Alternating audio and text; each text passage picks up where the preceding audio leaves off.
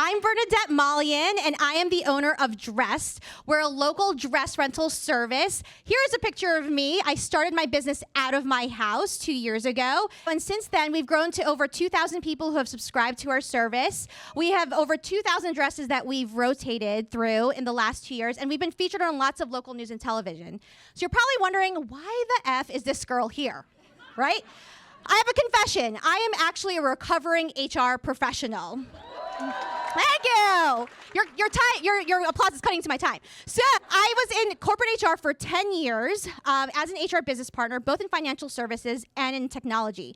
And a couple things bugged me. One of the things that bugged me was that I would see and hear things like, get a seat at the table, support the business. And I was lovingly referred to as the HR girl. The other thing that really bugged me was that I would be responsible for talent management and succession planning. And when I looked at succession planning, I saw sales, I saw operations, I saw finance, I saw accounting.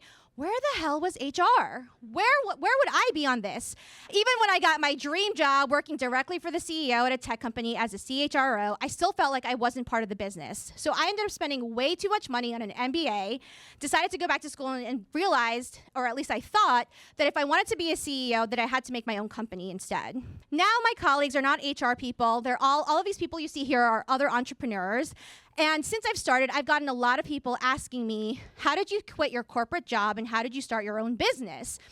It ended up being way too many coffee dates. You can see I'm really already hyped up on caffeine. I didn't need any more. So I started charging people for this advice instead. And what I found was I was saying the same things over and over and over again. And I realized this could be stuff that's useful for other people. So the first thing that I realized that I would tell people is document the shit out of everything. How many of you had to tell someone to document a verbal warning? Okay, yeah, I did too. So guess what? My paranoid ass decided to document everything in my business, right? I've got contracts for everything. I've got contracts for my customers. I've got contracts for my vendors. I've got contracts for my lenders. No matter what it is, I make sure that I have my ass covered in writing. The second thing that I learned was how to deal with difficult situations. Anyone know where this is from? Yes, I was Anna Kendrick. That was me. I used to have to fly around to different offices and lay people off. That was the first year that I was in HR. So there's a particular Wednesday that Friday I was told I would have to go to Ohio and lay off 30 people. And my boss was supposed to come with me. She said on Friday, I ain't going. You're gonna go by yourself. You're gonna lay off these 30 people by yourself. That's pretty scary for someone who's 22 years old and doesn't know what the hell they're doing. But guess what? I got through it. And this past week, I had a dress rental that didn't go the way I wanted to, and that client came and was very upset. But you know what? It was way easier to tell that person that their dress rental wasn't working out so great. It was way easier than telling them they ain't got no job. So I've turned the tables to my entrepreneur friends, and I asked them, what is the hardest part of running your business? And interestingly, I've heard the same thing over and over again. You know what that was? It was them saying it was so hard to find people to hire and to manage, and finding good people and finding good talent. Well, guess what, guys? Guess what I'm really good at from 10 years in HR? I made sure that I had my interviewing correct. A lot of my people who are in my business now are former clients. And the one thing that I made sure I had in place from the very beginning is my core values. Stuff that I used to have to fight my managers to say, this is important, guys. You should care about this shit.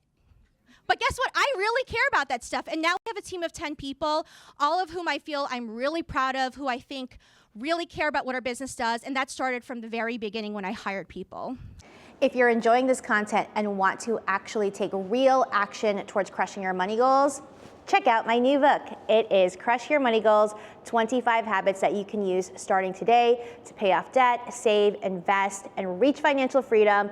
It's jam-packed with all of my best tips as a debt-free millionaire and your new money mentor. Check it out at crushyourmoneygoals.com or head to Amazon or wherever you buy books.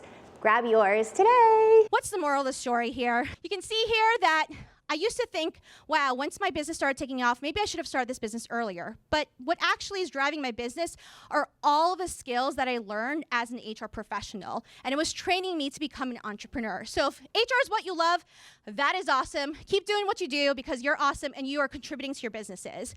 But if HR is like not your thing and you want to do something different, that's okay too, because I guarantee you're building skills that are awesome and are going to make you not only HR people, but great business leaders.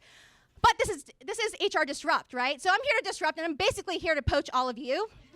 If you want to do something that you're really passionate about, then go ahead and do it. If you can pair your HR skills with something that you really love, you can be the next CEO. Thank you.